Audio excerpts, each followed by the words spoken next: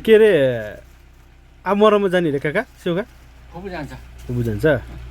ए सेन्ते चाहिँ कहिले जाने बेलुका बेलुका जाने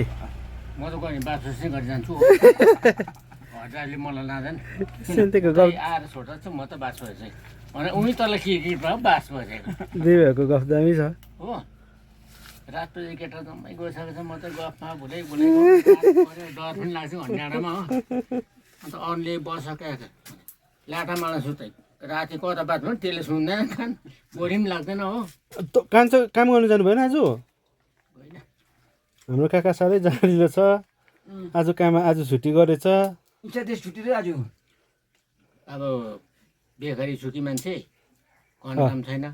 मेरो सोमबार कहिले हुनुहुन्छ अहिले सुकै आइतबार